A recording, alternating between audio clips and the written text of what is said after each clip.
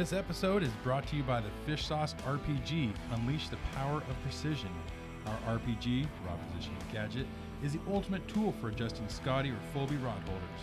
No more struggles or worn-out tools, just smooth, easy adjustments. Elevate your fishing game and shop the RPG now. www.fishsauce.com. And now we got a huge shout out to our next sponsor, Coldwater Strong. Coldwater Strong makes high-quality gear for boat and bank anglers alike, from flasher bumpers and bank fishing leader kits to kill bags and bleed bags. Coldwater Strong has the gear to make you the hot rod in the boat or on the bank. Get your Coldwater Strong products at local fishing retailers like Bob's Sporting Goods in Longview, Anglers Unlimited, previously Angler West in Woodland, and Fisherman Marine and Outdoor. Go visit their website at www.coldwaterstrong.com. Hey, what's going on, guys? Clayton Dietz here with the Wet Net Podcast. I just wanted to take a second to talk to you guys about spinner blades. Are you pretty worn out of running the same old mass-produced blades all the time with paint that won't stick? I highly recommend you take a look at North Wild Outdoors.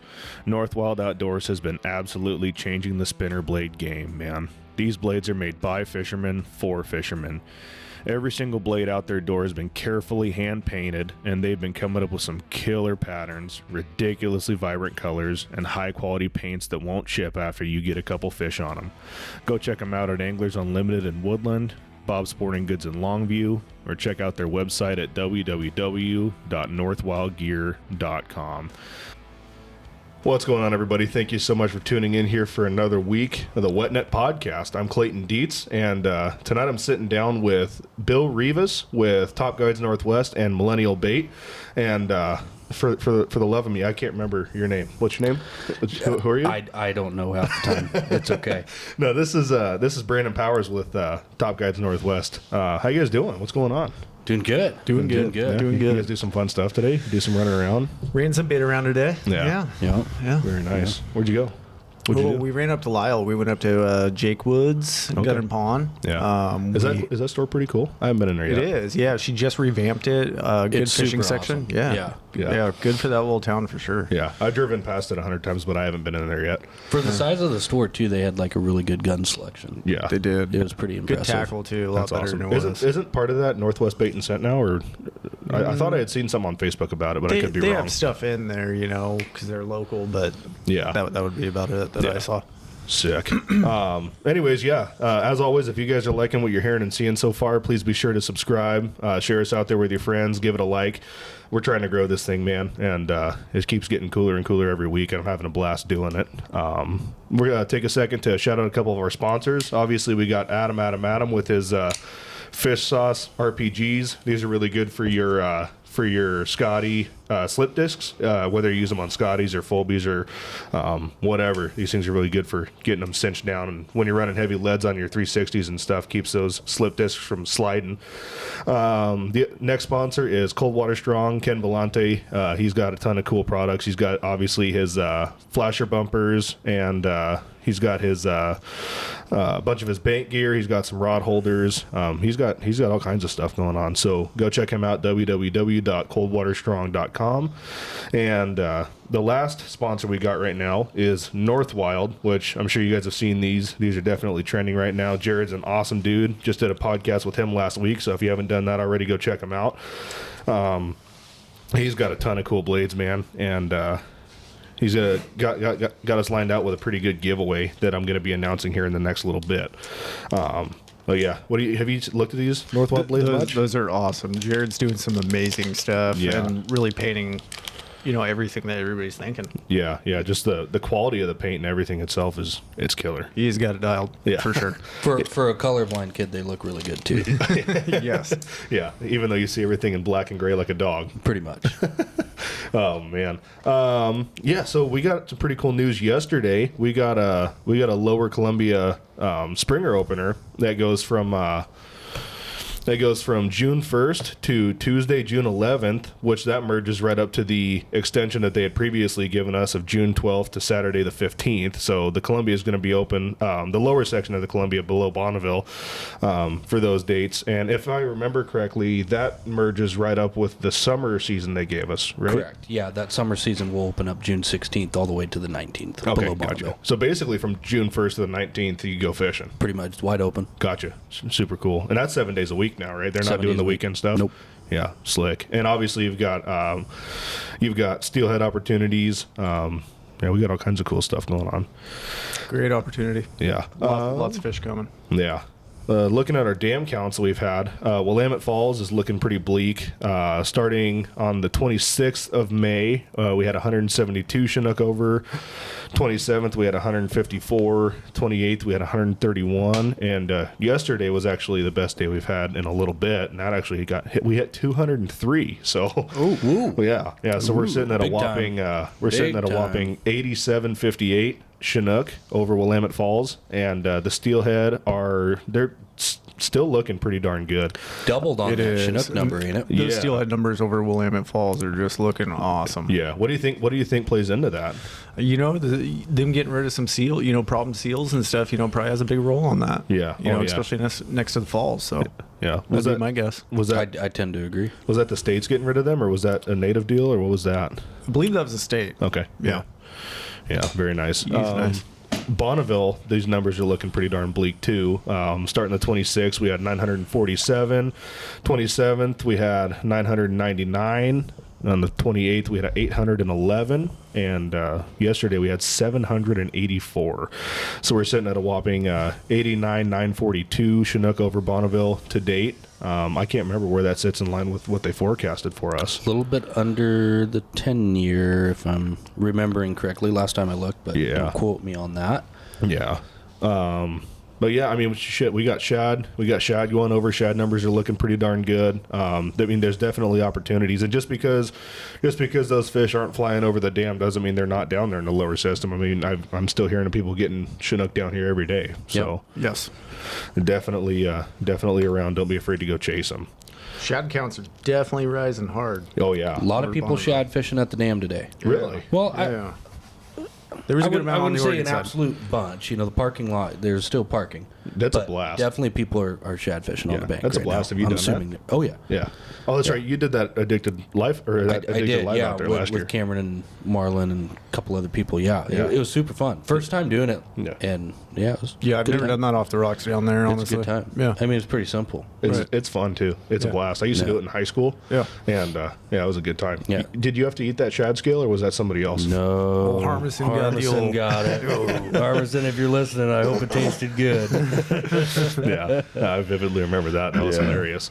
I think we'll get right into this. So, first thing that we always try to kind of touch on is just kind of like a backstory on whatever individual or individuals that we have on the podcast. So, I think we'll start with Bill. Bill, give us a little backstory. We can even just start with your childhood, kind of where fishing started for you. Yeah.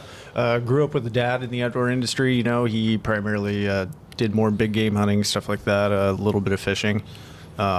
Mainly learned all of my salmon fishing from a couple other, buddies of his, that I just kind of took to and learned a bunch of things out in Kaminista-Washougal, did a lot of back bouncing spinners and stuff back in that day. And that's kind of where it all stemmed from, and just kind of evolved from there. Yeah.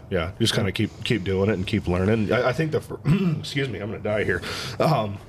I think the first I ever actually heard of your name wasn't even linked to Millennial. I think it was on an Addicted video, doing some bank stuff. You were a pretty big bank guy for a while there, weren't you? Yeah, definitely a bank maggot, that's for sure. Running lines and whatnot definitely got me started messing around with Coon shrimp and curing shrimp, and good time. Yeah, the plunking is definitely fun. I just did some last weekend for I'll plunk like once every 2 years, and we actually landed on them pretty good this last weekend. You did. We went 4 for 11, which for a guy that doesn't ever plunk, I was like, woo, this is cool. You guys were the hot rods on the beach. Numbers. Yeah, those are great numbers. Yeah. It's a lot of fun. It's great to get the family out. All the friends. You can stack up a bunch of rods, stagger them, and really put the beating on them. Yeah, and the kids were having a blast sliding down the sandbank and everything. It was a good time. Filling their pockets full of sand. Yeah. Pockets, Yeah, and Paisley was digging a hole for the fish to live in. Right. Right. But, she's a goofball. So Brando, what's kind of your background? Where did you get started with fishing? I started fishing when my parents built the house in Columbia here.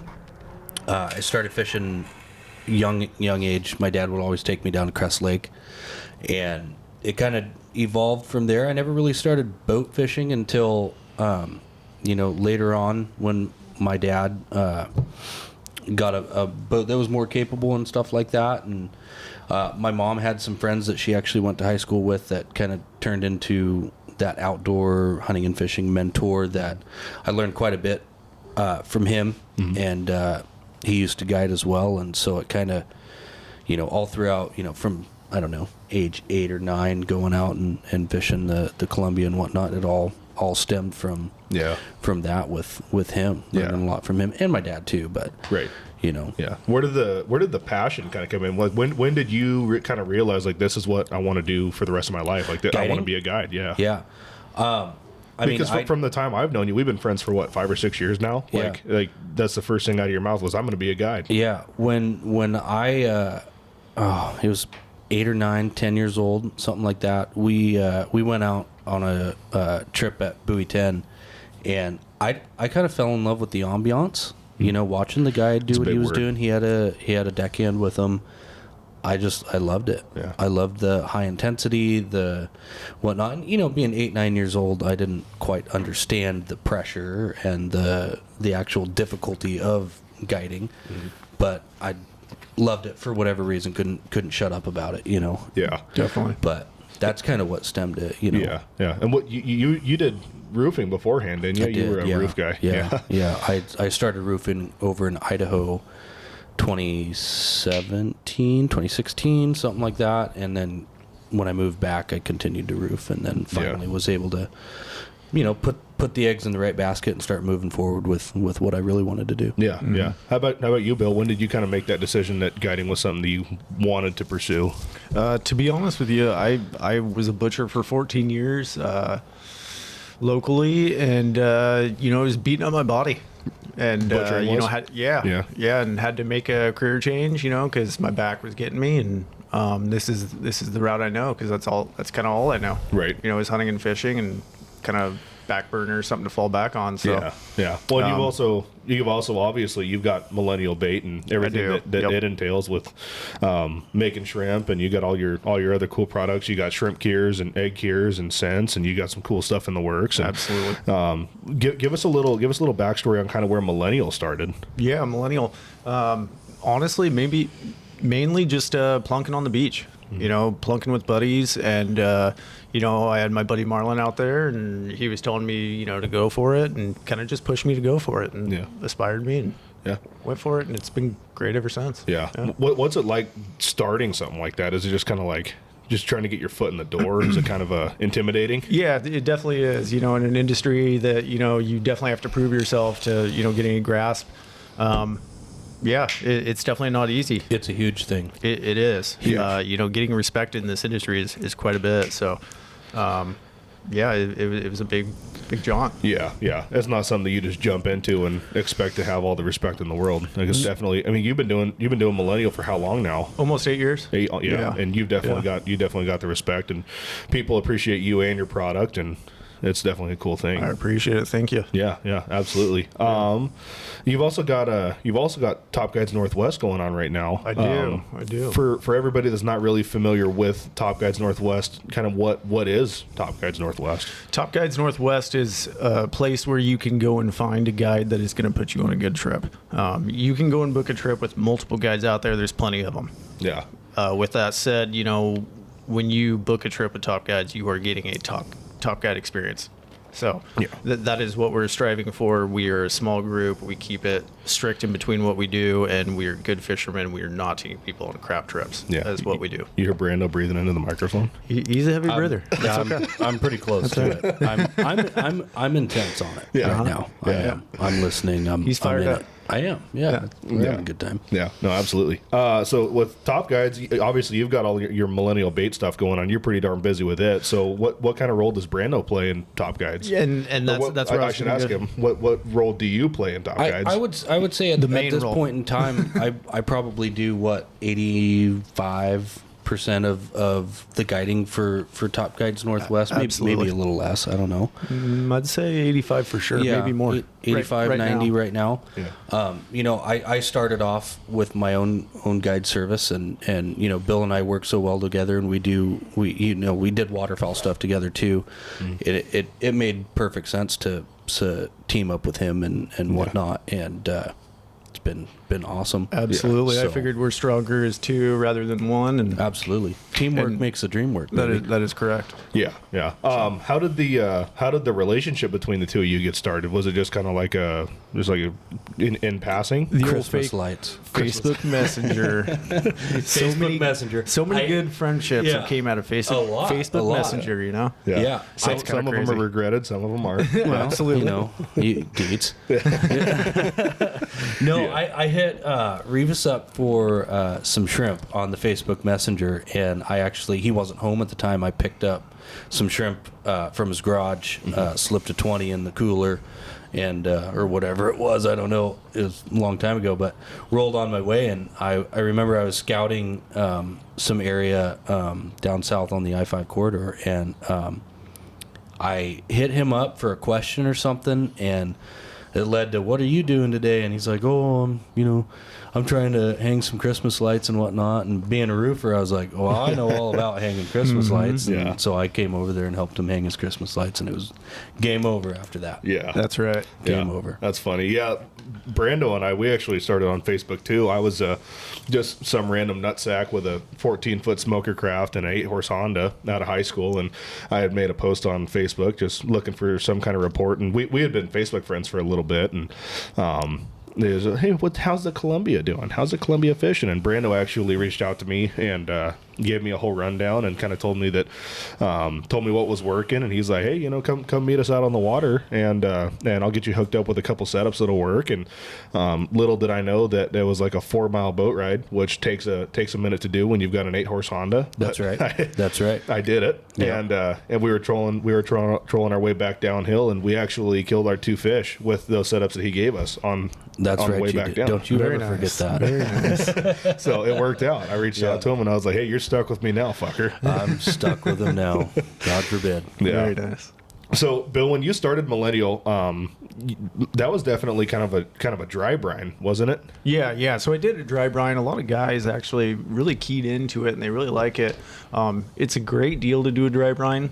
With that said, you constantly have to roll it. Yeah. So you can't just let it sit in a fridge for days on end and not continue to roll it. Otherwise, they just go soft. So Yeah. Longevity, it was just best to push to a wet brine, and they fished probably better. Sadly, I hate to say it, but because I was always a dry brine guy. But yes, they probably fish better. Yeah, yeah, no, definitely. Yep. I remember running the dry brine when I was in high school, and one of the big marketing things you had on the label is it doesn't stain the fingers. And Nope. And when you started with the wet brine stuff, I remember being all confused because my fingers were turning pink. Oh yeah, The wet brine is definitely a stainer, but man, it keeps bait a lot. It's a lot easier to keep bait. Yeah, the way it needs to be. Yeah, absolutely. With one question that I'm sure you get asked all the time is pink or red? See, I'm a pink guy, but there's a lot of guys out there that are definitely red guys. Yeah. Brandon, I know you're a pink guy. I'm all pink. I kind of tend to run a little bit more pink than red, but Yeah. I definitely always have a jar of both Right. with me. Doesn't Yeah. matter. Or would I not get my fish if I didn't have both? No, wrong. Yeah. But There's a lot of people out there that get them on reds. Yeah. And the reds look just as good as the pinks. It's Right. personal preference, really, I feel. well, Yeah. to be honest with you, if I'm running say an orange spinglow, I'm not going to throw a red shrimp on it that's going to match it once it gets blanched out. Yeah. I kind of want to throw contrast on there, so I'm going to throw pink. Right. I don't know if that matters, but in my head, that's what I go for. Yeah, yeah. Well, it all comes down to fishing with confidence and what you're confident in. Absolutely. So, so with one thing that I absolutely love about coon shrimp, and everybody already knows this, is how versatile it is. Just of how many different ways you can rig it and still be effective. Absolutely. And one thing that I asked Bill and Brando to both do tonight is kind of go over a couple riggings that you guys like to do with just running coon shrimp. We got a couple prawn spinner setups, we got some spin and glow setups, and of course we got the Millennial mulch, and we'll dive into that here in a little bit and go over wrapping a plug or something too. Oh yeah. Perfect. We'll get this leader off here and we'll get all tied up. Yeah. Dope. Yeah, so there are so many different ways to rig these shrimp effectively, and so like this isn't a deal where this is the only way you have to do it. You know, This is for a trolling setup. I mean, you can anchor fish with these. You can drop shot them. You can bobber fish with them. You can troll them. There's all kinds of options. Yeah. Breaking into the pink jar. Were you digging into the jar Brando's actually going to use? Yeah, I know. He's not going to be happy about it. I'll make a way to reuse Come over here, it. I'll the figure it camera. out. So I'm gonna come over here right to the first knuckle up, I'd say. Then I'm gonna come in pretty hard. I actually had it the wrong way. There we go. And then just dig that deep all the way to the shank. Twist that hook up. What that does, that shrimp's not gonna spin around on that. It's not gonna flop or anything. It's very inline. Now you lost a hook point with that said, but you got 5 other hook points. Yeah, You're yeah. really concerned about if it, you know what I mean? Yeah, that doesn't really concern you losing a hook point like that. Not at all. Not for Yeah. me. Not when I have that many hook points. So, if I was running a single or something, yeah, that's detrimental, but Yeah. not this go. Gotcha. You can do it like that. You can also hook it through the side of the tail. I know Brandon likes doing it like this, especially on the fly. If you're in a hot bite, you just throw it through the side of the tail like that, Yeah. and that'll get it done. Yeah. Just That's as how I usually do it when I'm trolling. It's just nice and quick and easy. Yeah. I will say the first way that Rivas rigged that, I think that way might be slightly more durable. It's a little think harder so. to pull that hook I think so. through all the meat of that tail. Yeah. Right. And like he said, if you're in a hot bite, sometimes you're trying to control a boat and 6 other rods. Like it doesn't. But shoot, that's Doesn't- dang near just as fast. Oh, it Yeah. can be. Yeah. Once you get the muscle memory of a lot of these Right, different ways to rig these, a lot of them can be just as quick as the next. Yeah, yeah. Well, and the good thing about that the durability side is if you go to make a hard turn or something like that, and you're Yeah, picking up the yeah. boat speed, or Oh, yeah. you got one rod that's pulling real hard, Yeah, you've still got yeah. the confidence like that. Yeah, that is still absolutely. going to be Absolutely. efficient. Do you want to do a Yeah. spinning low? You want to grab me a minute shrimpy? Here we go. I'm gonna Perfect. I'm gonna no glove Millennial it. Bait Cooney. That's like right. the perfect size too. That's probably my favorite. Look at the whiskers on it. This is just a double single spin glow setup. Just one octopus, right? Or Yep, those one odd ones? octopus, about a 1.5, maybe a 1 finger space. It's about a 1 finger spacing. There you go. I like to just pop that egg loop out before I even get started. I agree. I I'm do that. actually as- gonna take this I and do then that wind myself. I feel like Yeah. if you don't, it's kind of a pain in the butt. Once It you is get a the pain in shrimp the on butt. there Yeah, when you get sometimes. that shrimp Yeah. choked up on that shank, it can be a pain in the butt sometimes. So I like to pop that egg loop first, run that all the way up, and I just kind of put my middle finger through it, and then I'll pinch. What size line are you using on that This one, is Brandon? 25-pound P line. Okay, Yeah. perfect. That's what I run. And when I'm steelhead fishing or Chinook fishing, I just want that extra assurance. It's if I get a really nice, hot yeah. steelhead or a really hot fish, Yeah. or, I want. or you I get want a it to seal chasing it. I know you've been running into that I've had a a little bit couple this seals year. this Yeah. year. Yeah. Yeah. But no. Are you when- picky? Are you picky if it comes down to like a clear line versus like a green, High like a vis or something Maxima like that? Ultra Green? No. Yeah. I like fluoro because it's Tough. pretty see through. It's pretty and it's tough. Fluoro's pretty invisible, anyways. I don't know. Maybe it floats a little bit more. It's definitely stiffer. It is stiffer, and it's kind of just what I've ran, to be honest. I used to run some of the Maxima, the mono, in the ultra green love that stuff. There's nothing wrong with it. Yeah. But the fluoro definitely is a little bit stiffer and might just hang out a little bit straighter for you. Yeah. I'm not a fan. I've always been a P-line guy or fluoro, you know. And the more I use fluoro, the more I'm just gravitating towards that, to be honest. Yeah, I am the same way. I hate tying leaders of fluoro because it's just stiffer than hell. Yeah. But man, is it retain better? Is it, you're not getting memory on it as much. Like Yeah. I totally it doesn't agree. chafe as bad when you hook fish. Yeah. Like I don't know. It's kind of tough to beat. Is that fluoro usually a little bit more abrasion resistant? That's what I've been finding. Yeah. When I'm running 50 pound and whatnot in the fall, because that's where I've really primarily switched it, and it's been far better. I will agree. I think it whips better too. Yeah. Oh yeah. Well, it's a little bit stiffer. Yeah. And stiffer behind a 360. You're gonna that motion from the 360 is gonna relate a little bit more further down to your spinner or whatever you're running behind it. Yeah. So, but anyways, I usually find that first knuckle of that shrimp. I'm gonna take that top hook. I'm just gonna run it right through that top knuckle. Not really like piercing the skin, if you will, or the shell. And then I'm going to come kind of mid carapace, and I'm going to do it real slow. I don't want to crack that carapace all the way, right? I'm going to just work it all the way up, that shank, kind of snug it up against those wraps. And then I'm going to take my egg loop and pull it not super snug, because I don't want to go all the way through that tail, right? But I'm just going to kind of bring it snug and let it sit just like that. Yeah. Yeah. And Bill, you've got another way of doing that too, don't you? Yeah, I do. I got a little little different way. Don't get me wrong. You can egg loop that tail just like that. But if you bring that line down sometimes into those, I guess, legs that come off the belly of the carapace on that shrimp, you get a little bit more durability.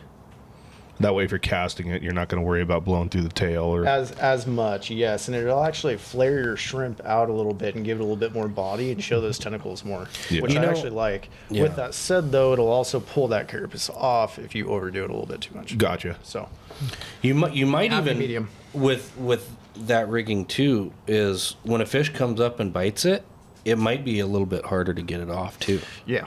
Because that line's not coming instantly. It's got to eat through They can't just pop that head off those and they're feet gone. or whatever. Right. It's got to eat through all those feet before it gets to the tail and That's right. completely Yep. takes it off. Yep. So it's definitely slick. Little sneaky tip there. Grab those legs off that shrimp. Right.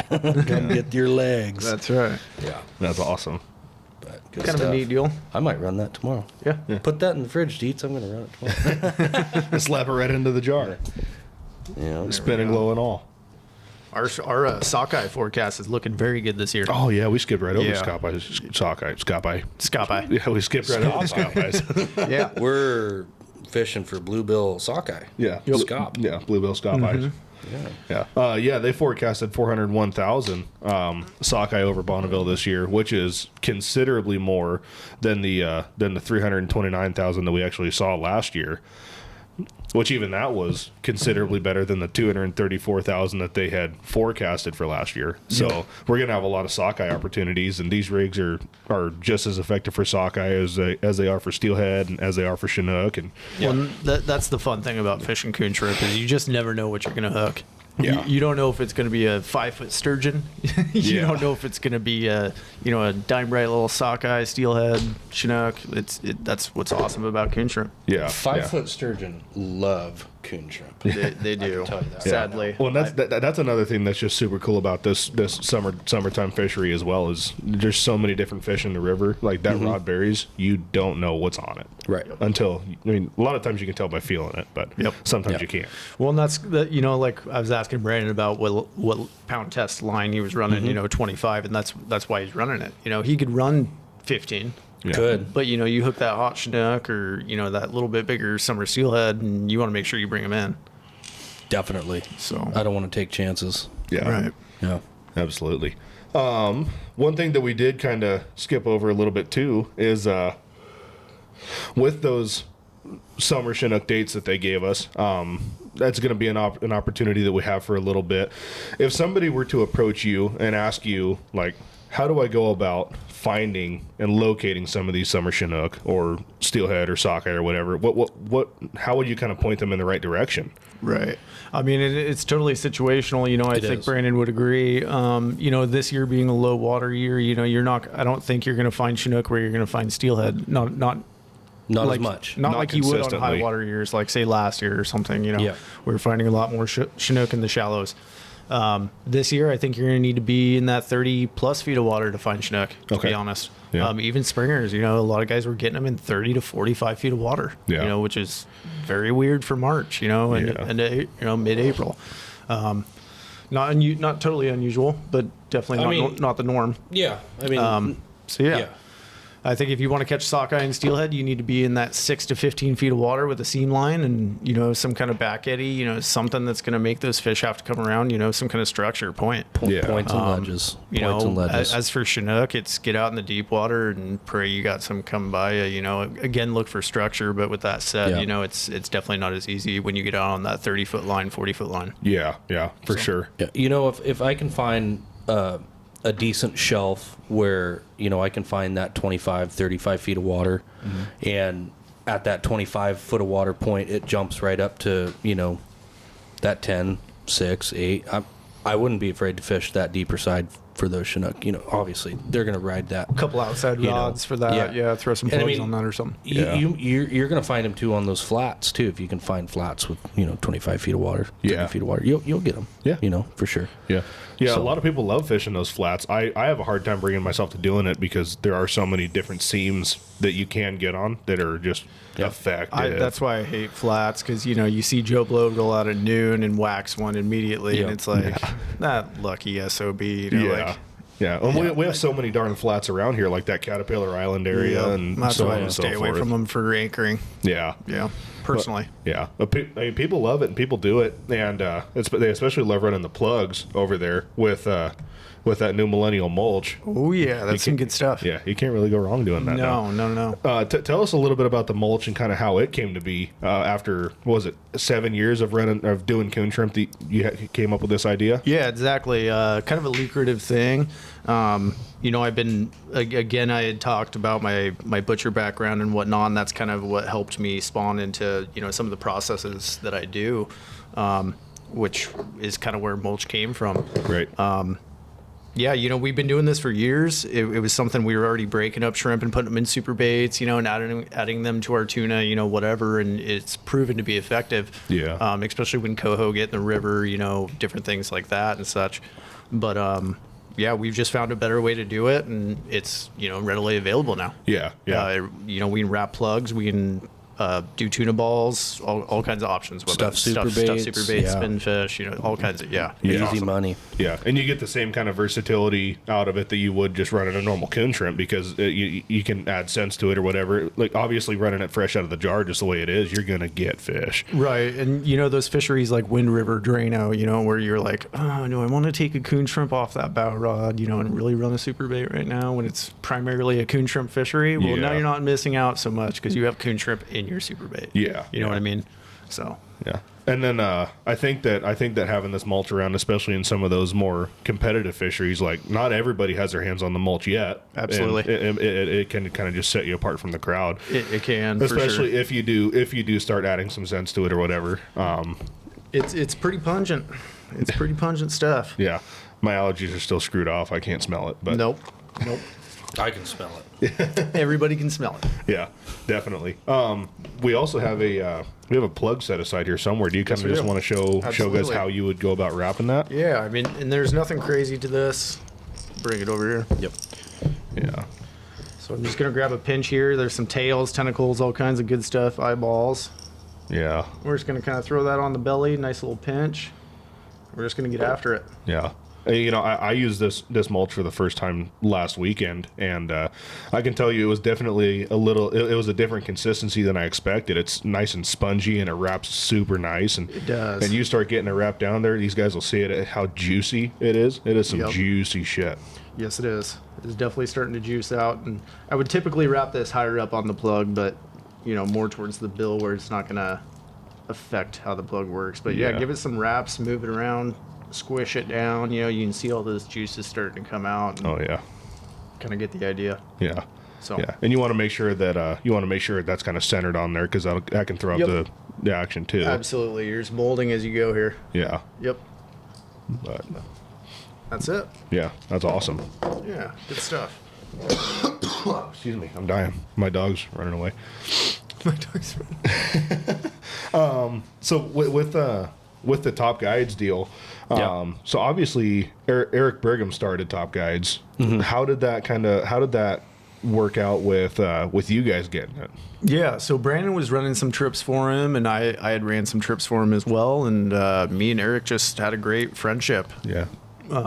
And he had given me the offer, knowing that I'm an entrepreneur, and of course, knowing me, I can't resist. So, jumped right on it, and loved the logo, everything he stood for. Just wanted to rebrand it and change things a bit, and I think we're doing a great job changing it. I could 100% agree. We're keeping it smaller instead of just giving trips to nothing against Eric, just giving trips to random dudes. Yeah. I want to make sure every single person that comes out with Top Guides Northwest is having a quality experience 100%. all the way around. Yeah. So I know Brandon stands for that. I stand for that. Big And the other priority. couple guides that we do push, outside of ourselves are the exact same. And Yeah. Yeah. Yeah. That's awesome. We just kind of got wrapped up here on our Wind River Drano Lake fisheries. Mm-hmm. Those are definitely kind of dwindling away. You spent how long up there? You were up there for 20-something, 30-something days? 28 days straight. 28 something days. like that. yeah, you spent a lot of time up there, Brandon. I did. Yeah. I did. It wasn't the best I've seen. It wasn't the worst I've seen. It was definitely tough. Mm-hmm. There was a lot of days where, if you didn't capitalize on your opportunities in the morning, you were going to struggle in that late morning, early afternoon. Yeah. And don't get me wrong, there were days in the afternoon where it was really good, but it's not called the Wind River for nothing. Yeah, that's for sure. Yeah. It gets real windy. I didn't have one non-windy day with you out there Yeah. this year. I think I Yeah. jumped in your boat 3 or 4 times. Yeah, 3 or 4 times, and Yeah. each one was pretty windy. Yeah. Usually we got a pretty nice day, frog Yeah. water out there, but Yeah. didn't get one of those. Yeah. It can be funny too. I mean, sometimes that when that wind's howling, that bite's good. Yeah. Yeah. Why do you think it that scares is? a lot of people. Well, it's hard to say. It honestly could just be fish being there. Yeah. I think I might relate it a little bit to kokanee. If you're going up kokanee fishing, you got a little bit of a wind chop. Yeah. Maybe they feel a little bit safer. There's spots down at the wind where we're fishing a little bit shallower water. Maybe Yeah. they feel a little bit more protected and more willing to bite. Yeah. That makes sense. Kind of in that 15 to 18 Right. foot area. There's also a lot less pressure. Right. You don't have every Tom, Dick, and Harry out there in the, ripping 15 mile an hour wind, 20 mile an hour wind, stuff like that. So that can play a huge part too. But, overall it was a great season. Everybody did fairly well for what they could, and, we made it work. Yeah. Yeah. Yeah. That's awesome. Absolutely. Yeah. I'm trying to think of what's next. What do you got? What are you We can thinking? talk about the cures and Yeah. my scents Yeah, going that's on right. here. Yeah. Millennial Bait. We came out with a new egg cure. It's kind of been quiet, I haven't pushed it a ton, because I've been so busy with coon shrimp and whatnot. When did you release that? This before last fall, so I Okay. think last October, I Yeah. believe, is when I actually finally got it done, which is a little late to the party, Right. for the year. But with that said, it's a great cure, well balanced cure for your eggs. It's a very milky cure. You're gonna get more of a natural color out of it. It's Okay. not gonna be super vibrant. Yeah, not going to be so aggressive. Yeah, more like a red hot double stuff. Yeah. But it's definitely different, well balanced. Yeah. I know. Not too hot. I got a jar of eggs that actually you cured up and gave to me in my fridge, and I'm excited to use them. Yeah, they have a good glow to them. Yeah, they're gorgeous. absolutely. And we got our shrimp cures here. We do something a little bit different. He said, but- "Do." Yeah, we do a little something different, but yeah, no, it's good stuff. Yeah, that's awesome. So yeah, obviously this year has kind of been a big year for guys wanting to cure their own shrimp. Yep. I don't even think a lot of guys know that you offer this. And I know I can tell you I started doing it last year, having some success with it, and definitely did it again this year. Yep. But what I did was I simplified it because right. last year I overcomplicated everything. And, Well, I think we had a big talk about that, did we not? we did. Yeah. I called Bill and I'm like, hey man, I'm going to cure up some shrimp. And he's like, why? Yeah. Why would you do that? And I'm like, because it's fun. I want to try it. Well, And, the biggest misconception is, guys get fired up to cure their own stuff. So they get in their garage and they got 20 different ingredients, 4 different kinds of salts, 7 different kinds of sugars, whatever. Yeah. And it's like, guys, you don't need all those different sugars. You don't need a fine salt and a heavy, a rock salt. Yeah. Just like keep Yeah. it simple. All these guys that make the videos, yeah. they don't got it. Yeah, I know when one reason that I like curing my own shrimp is because, like, obviously I'm a weekend guy. It's a little easier for me during the week to go and cure some shrimp than it is for me to hook up to the boat and actually go fishing. So Absolutely. it makes me feel like I'm doing something, gives sure. me something to look forward to. And it's really cool and rewarding when you catch fish on your own shrimp. But It is, absolutely. there's also something to be said about going and buying a jar of Millennials and catching fish on them because It's a convenience, and that's the thing. If you have the time for it and want to cure your own, more power to you, go for it, Yeah. But, it's also good to have my stuff, somebody else's, whatever. Yeah. So, yeah. I know last year when I did last year was the first time I had actually ever done it. And I overcomplicated the shit out of it. I watched like 30 YouTube videos and I was taking bits and pieces of all 30 recipes and put them into one. Yep. And I had krill powders. I had bloody tuna powders. I had the Slam and Sam's corn cure in there, did which you have I'm sure. agave? No, I didn't. Oh, but man. I had fine sugar and sugar in the raw and everything You had was, it all. Everything was horrible. Yep. And I think I maybe got bit on those a handful of times. And, Well, and it what was were we just saying? like What were we saying yesterday? So many guys add krill powder to their coon shrimp, and it's funny. It reminds me of like adding herring scent to your herring. Yeah. It's like who would do that? okay. I mean, I'm you really can. guilty of doing that. I just think it's just funny. Yeah, It's interesting. No, it's definitely hilarious. I will say, I got to give a big shout out to Robert Day because they just recently started putting out their sand shrimp powder, and there's something to be said about that stuff. That is some cool stuff. Robert's coming out with some awesome stuff. He's doing great things over there, Anglers Unlimited. Yeah, Really great things. And opening delis and all kinds of stuff. He's killing it. He's gonna get a bunch of fat fishermen in there. I hope he puts tackle in there too, just like a small selection of tackle. That way when I'm All I coming can back. say is I'll be visiting the deli. Yes, sir. Yeah, absolutely. And yeah. So yeah, obviously you got your cures and you got your my Cooney scents, sauces yeah, and the Cooney Cooney sauce. gels. So I just came out with my Cooney gel. Yep. So my Cooney sauce was pretty popular, and that was kicking around pretty good. But I got some guys that really like gels instead of an oil. Mm-hmm. So I came out with a gel as well. You can smear that on a Cooney that you brought in after 15 minutes. It got weeded up or something, and smear that on the legs and on the Yeah. face and whatnot. It's going to stick on there and retain a lot better than say an oil. Yeah. So, That way, like when you have a shrimp that's still good, it's Yeah. still a good shrimp, you can just touch it up a little bit, refresh it. Get your weeds off. Put a little Cooney gel on there. Kick it back up. Yeah. Or yeah. maybe you don't have time to reach into your cooler, grab a new shrimp. Yeah. Wind's a howling. Yep. Yeah. Grab your juice right there and Touch it up or the gel Yeah. and right on there and call her good. Yeah. What do you got in that Cooney sauces? You got all kinds of good It- stuff in there. Stuff I got. Lots of agave. Good stuff. Yeah. He's you got go. all of the krill powders and all the stuff Krill that he's powder and agave. yeah, all the stuff that he's telling us not to use. And It's herring just in the scent. bottle. Well, Yeah. if there's herring in it, I'm gonna need it. Done. I'm gonna need all of it. Yeah, no, that's funny. Yeah, I know this Cooney gel is going to be kind of a game changer too because I'm just making a mess. I know a lot of guys they'll even if they're running just hard spinners or something like that in Absolutely. the fall, Yeah. you just put a little bit on your hooks or something like that and setting you apart from the crowd. Yeah, click a tad or something, mulch or all that. Yeah, you want that Cooney smell, for that fishery. Yeah. Yep.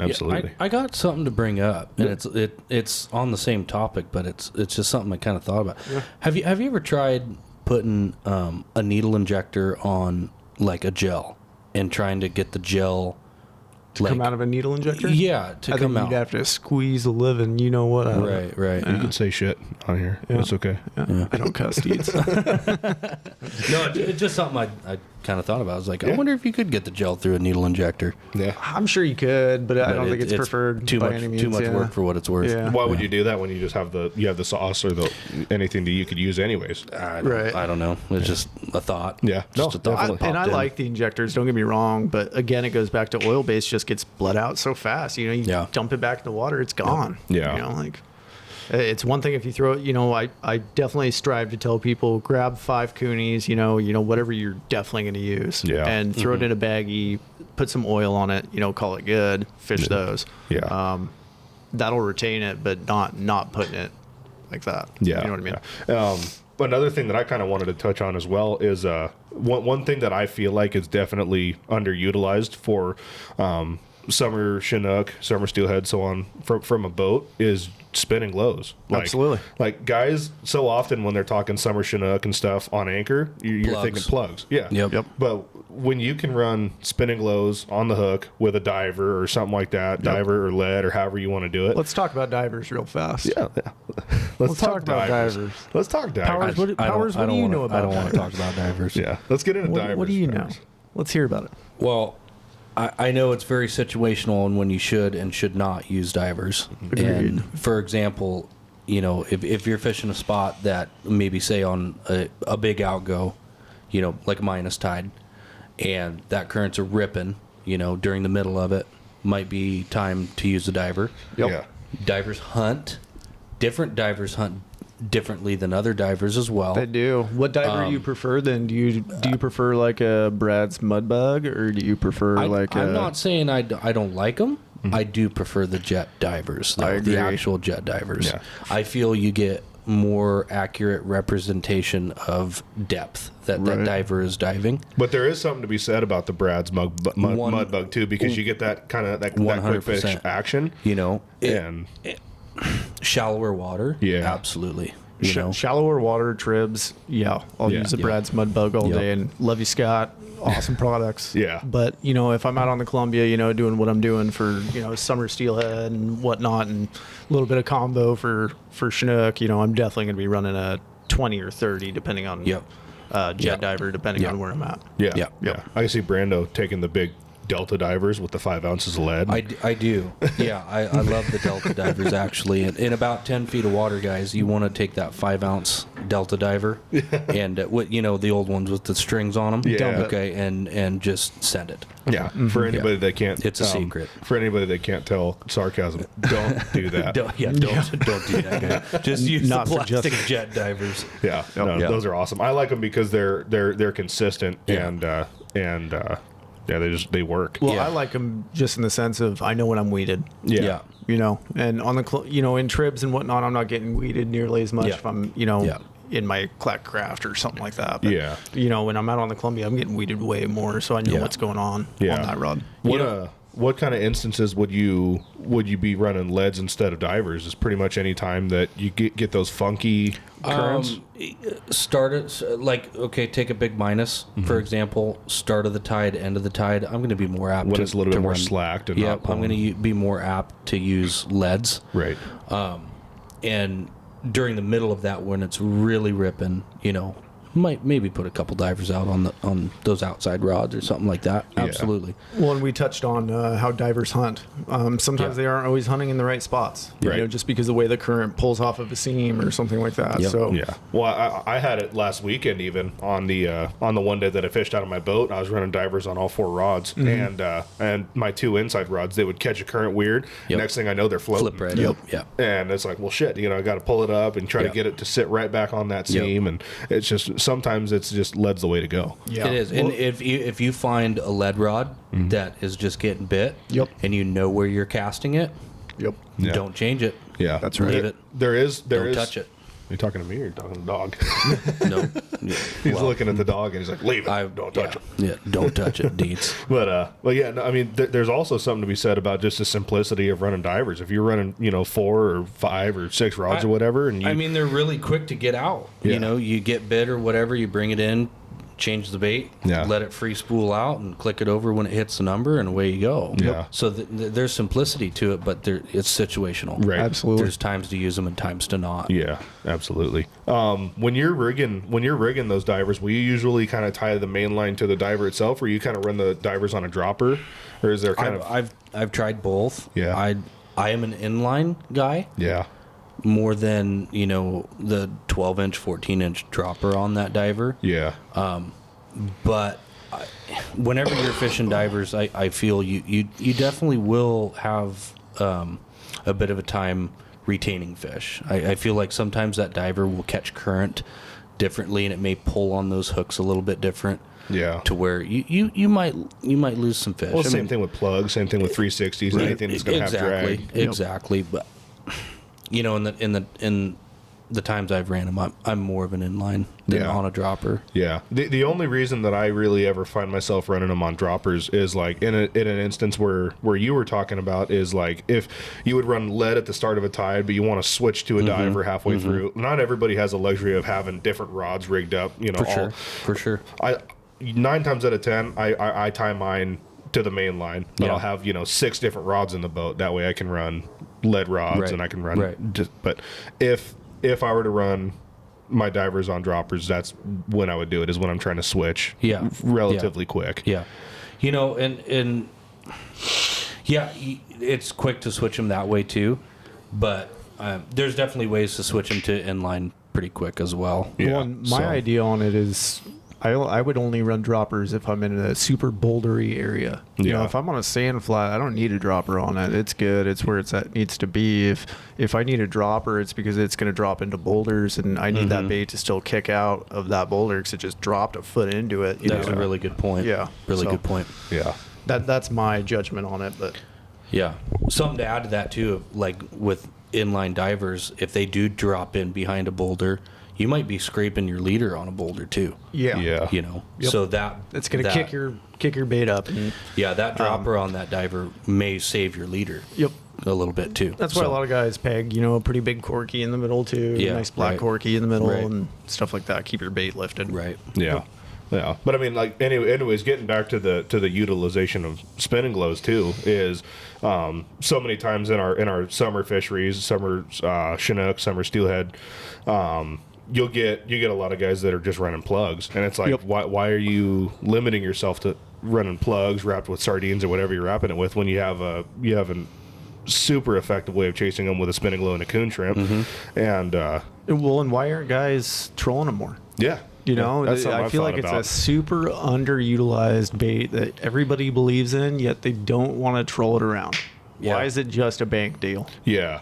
Spin glows are not just a bank deal, and I know a couple guys that troll them, and they mess them up. Right. Just as good as spinners, just as good as anything else. Yeah. Well, and then you get a little with bit of a coonie. flotation on Yeah, them. you get buoyancy, you get kind of all kinds of. They have great patterns. It's not like their colors suck. Yeah. So there's lots of options there. I think guys underutilize them. Yeah. Yeah. Yep. Absolutely. Yep. And there's some places around here that you can get some really good selections of spinning glows too. Like, obviously Anglers Unlimited has a huge selection of them. They always have an awesome selection. Yeah. Great selection. But Yeah. I know I was just saw impressed. Bob's got a whole bunch. Bob's got a bunch. I and feel like everybody's kind of getting them now, but I was supposed to go up there today. I missed out. Yeah. yeah. Whoops. Well, we got Robert. He's got our back. We'll be right. good. Thank you, Robert. That's right. So What do you think? What's next? You want to talk fall fisheries? What do you want to talk about?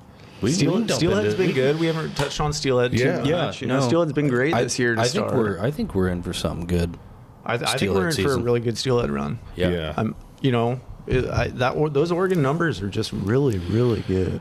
Too Yeah. good. Yeah. We It's touched a on too that. good to be true kind of deal. Yeah. I hope that's a thing that keeps happening. Yeah. For sure. Hope so. I hope so. Yeah, because they forecasted 126,200 for over Bonneville this year, and that's a hell of a lot more compared to I lost it. It's a hell of a lot more than what we got last year. Yeah. And I think Steelhead's going to be kind of a rodeo this year for the guys that do it. Willamette Falls has seen 16,600, over their falls, and Bonneville's seen 3,000. Yeah. So I mean, why aren't guys fishing the Oregon side? Yeah. I don't know. But I don't know. There's a lot of options there, though. Yeah. Definitely are. So, what do you think? What's next? What do you want to talk about? I think our fall season is going to be in check. Yeah. A lot of people are all out of shape about that whole, below Highway 395 being shut down, Yeah. from September 16th to the end of September. that Coho run isn't looking so hot. No. When has it, though, in the last few years? Well, and Yeah. even when they say it's going to be 1 million, they don't show. So Yeah, you get those big forecasts, but those are all just fish on paper. You know, they're not Right. here until they're here. paper Right. fish. Yeah. Really, the only thing that scares me is that non-marked select. The last few days of Buoy 10 being non-marked select. That's what scares me. Yeah, because they did that same thing. What, 2 years ago? 2 years ago, it was Yeah. the last 3 days. Yeah, and we We blew through actually those fish. it was 2-3 years ago when we all had to go upriver, and they kept upriver open up above Bonneville. That is,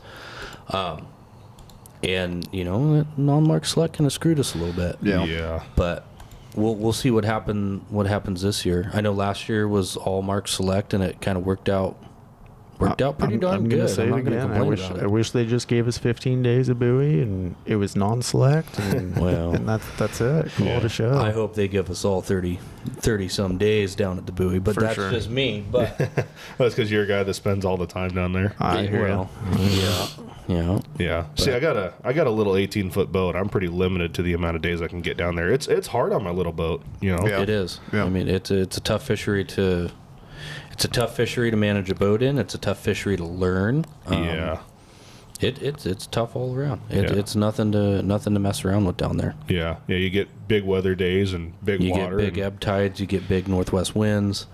When you combine those two, it Yeah. can get rowdy. Yeah. Yes, sir. One thing I wanted to ask you is, I remember fishing in your boat just a couple years ago. Yeah. Asking you about running 360s and stuff down there, Mm-hmm. and we were kind of like, I don't know, it's a lot of drag. You get those big Yeah. currents. Yeah. And we kind of decided against it, but it seems like at least last year prior, a lot of guys have kind of gone over to doing that. Yeah. I'd say probably 3/4 of the fleet has switched over to doing that. And there's still the guys running triangles. They have their time and place, I feel, too. Yeah. If you're getting caught on a big ebb, where you're trolling 4, 5, 6 miles an hour, you kind of have two options. Either you should have started later or put it in reverse, Terry. Yeah. Try to slow her down. Seriously, I mean, a lot of times on those big ebbs, we're not starting 8, 9, 10 o'clock because we all know how that's going to end up. Yeah. We know that bite's going to pick up. Yep. As soon as it wasting starts time, to slow. wasting fuel, and Yeah, don't waste time, don't waste fuel. yeah. I mean, especially when you're there's a no guide, reason to. you get to sleep in a little bit. And, No, well, I do like the sleeping in part. Absolutely. Yeah, definitely.